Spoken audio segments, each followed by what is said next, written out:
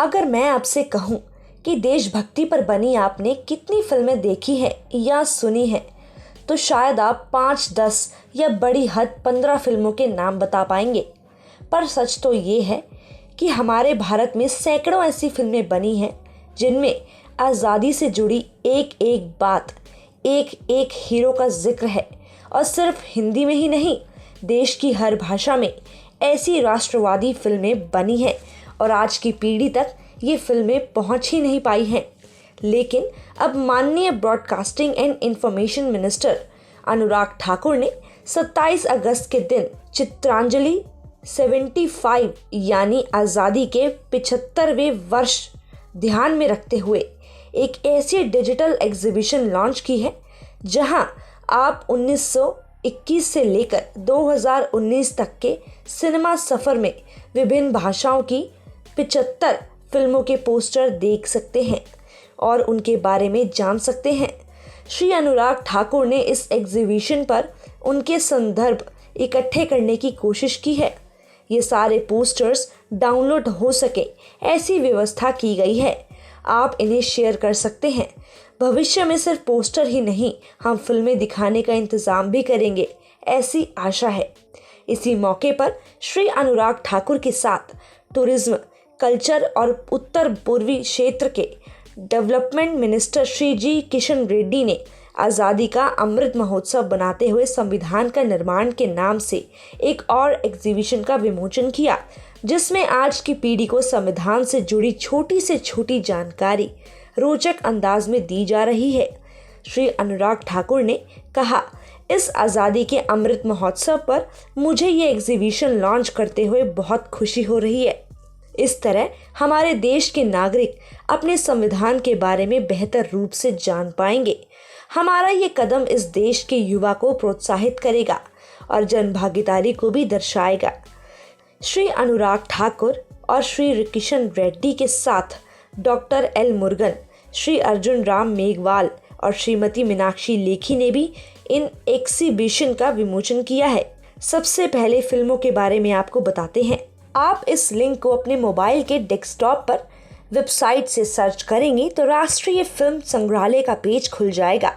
इस photo gallery में आपको 3 श्रेणियों में देशभक्ति से जुड़ी फिल्मों के पोस्टर्स मिलेंगे।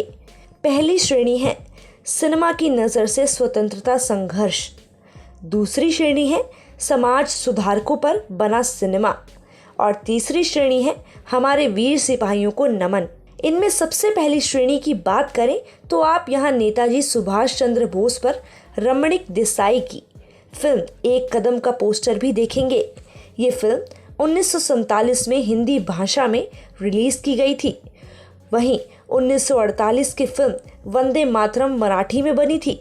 यहाँ 1961 की कन्नड़ फिल्म किट्टूर चिन्नम्मा का जिक्र भी ज़रूरी है, क्योंकि यही वो फिल्म थी जिसमें रानी चिन्नम्मा को अंग्रेज़ों से लोहा लेते और शहीद होते दिखाया गया था। इस फिल्म को नेशनल अवार्ड भी मिला था। इसी तरह आप महान स्वतंत्रता सेनानी चंद्रशेखर आज़ाद पर बनी जगदीश गौतम की फिल्म का पोस्टर भी यहाँ देख सकते हैं। साथ ही महानायक अमिताभ बच्चन की पहली फिल्म 7 हिंदुस्तानी का पोस्टर भी शामिल किया गया है। 1968 में आई मलयालम फिल्म कुंजली मरक्कर का पोस्टर भी आप यहाँ एग्जीबिशन में देख सकते हैं।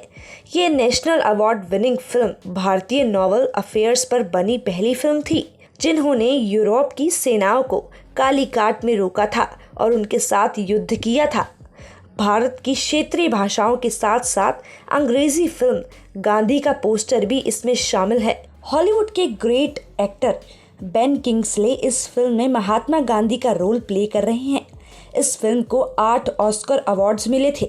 शहीद उधम सिंह को यूं तो इतिहास भले ही भूल गया हो, लेकिन सिनेमा कभी नहीं भूला। 1999 में रिलीज़ हुई राज बब्बर की इसी नाम से फिल्म ज़रूर दर्शनीय है। इसका पोस्टर भी इस गैलरी में शामिल किया गया है। ये तो बात हुई आज़ादी के आंदोलनों से जुड़ी फिल्मों के बाद समाज सुधारकों पर बनी कुछ फिल्मों का जिक्र भी होना चाहिए। भाषाओं में मूक भाषा भी तो एक भाषा ही है। 1921 में रिलीज हुई वी शांताराम की साइलेंट फिल्म उदय काल का पोस्टर भी इस गैलरी में शामिल है। ये फिल्म शिवाजी महाराज से शुरू होकर अंग्रेज़ों के खिलाफ पहले आंदोलन तक का सफ़र दिखाती है। इस फिल्म के एक सीन को लेकर ब्रिटिश सेंसर बोर्ड ने फिल्म को रिलीज़ करने से आपत्ति जताई थी। इस फिल्म का पोस्टर भी आप यहाँ देख सकते हैं। विवादित फिल्मों की बात चली है तो भला कमल हसन की मोस्ट कंट्रोवर्शियल फिल्म हे राम का जिक्र क्यों ना हो। कमल हसन, शाहरुख खान और रानी मुखर्जी जैसे सितारों से सजी ये फिल्म भी इस गैलरी में मौजूद है। साथ ही देश की सेनाओं पर बनी फिल्मों के बिना भला राष्ट्रवादी फिल्मों की सूची कैसे पूरी हो सकती है। इस गैलरी में 1962 में हुई भारत चीन की जंग पर बनी फिल्म हकीकत से लेकर कारगिल वॉर पर बेस्ड LOC कारगिल के पोस्टर्स भी इसमें शामिल है। आप ना सिर्फ इस पोस्टर्स को देख सकते हैं बल्कि इन पर क्लिक कर फिल्म से जुड़ी फर्स्ट हैंड नॉलेज भी पा सकते हैं। फिर देखिएगा, ऐसा ज़रूर होगा कि किसी पोस्टर को देखते देखते आपका मन उस फिल्म को देखने का भी करने लगेगा। इसी तरह वेबसाइट पर आप जाएंगे तो वहाँ एक लाल रंग का पर्दा नजर आएगा। टच करके उस पर्दे की डोर खींचने पर आपके सामने आज़ादी का अमृत महोत्सव लिखा हुआ आएगा और देश की तरह तरह की भाषाओं में पढ़ने का विकल्प भी नजर आएगा। आप अपनी पसंदीदा भाषा चुनकर आगे बढ़ेंगे तो सबसे पहले संविधान के रचयिता डॉक्टर भीमराव अंबेडकर की तस्वीर नजर आएगी। इसके बाद हमारी संसद आप देख सकेंगे। फिर ये डिजिटल किताब कुछ इस तरह खुलेगी कि आपको असली किताब के पन्ने पलटने की आवाज़ भी आएगी और देश के पहले प्रधानमंत्री राजेंद्र प्रसाद जी का भाषण भी सुनने को मिलेगा।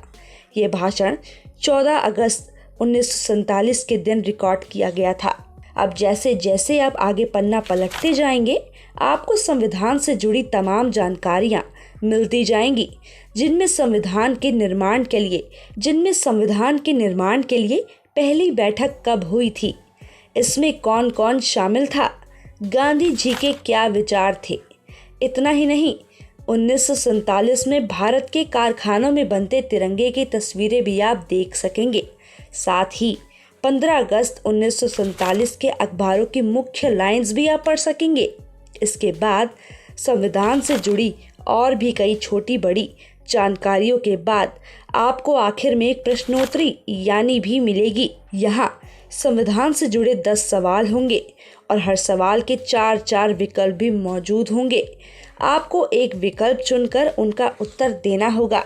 आज डिजिटल की दुनिया में हम बिना किसी शक के कह सकते हैं कि भारत सरकार द्वारा लॉन्च की गई ये एग्जीबिशन हमारी पीढ़ी के लिए एक अनमोल तोहफे से कम नहीं है।